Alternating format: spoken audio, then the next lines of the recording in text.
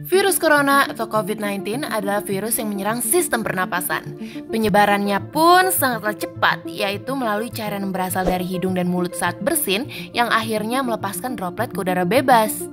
Efek dari virus corona itu sendiri dapat menimbulkan gejala demam tinggi, batuk berdahak, dan gangguan pernapasan. Kalau sudah begitu, tenaga medis seperti dokter dan perawatlah orang pertama yang mungkin dapat tertular penyakit ini. Ironis, dokter, perawat, orang-orang yang berjuang menyelamatkan nyawa sesama justru menjadi korban. Bahkan dalam kasus di Italia, sebanyak 4.826 tenaga medis di Italia dilaporkan terjangkit virus corona dan belasan diantaranya meninggal dunia. Dr. Handoko.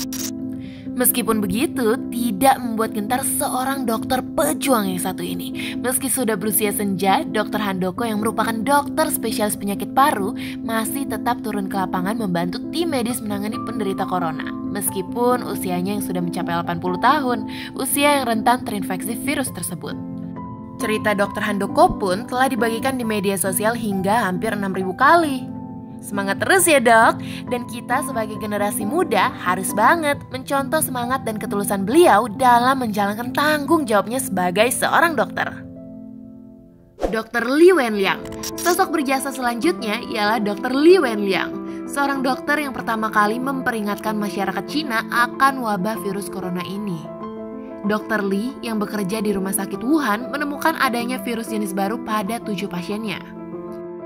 Dr. Li pun mengirim pesan kepada koleganya agar berhati-hati saat menangani pasien dengan gejala pernapasan akut.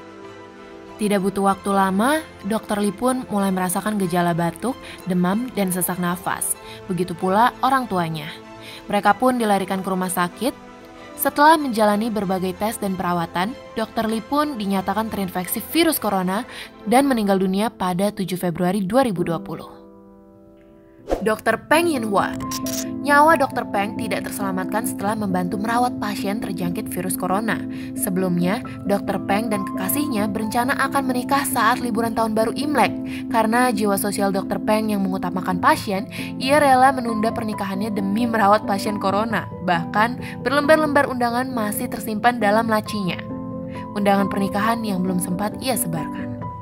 Di tengah kondisi seperti ini, yang bisa kita lakukan demi membantu tenaga medis dan menekan jumlah penyebarannya ialah hindari kerumunan, jaga jarak, dan jika tidak ada urusan penting, di rumah aja.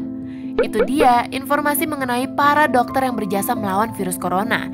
Keep calm and stay healthy. Agar kita bisa buatin kalian konten menarik, lucu, dan menghibur kalian semua, jangan lupa like, comment, and subscribe ya. Bye!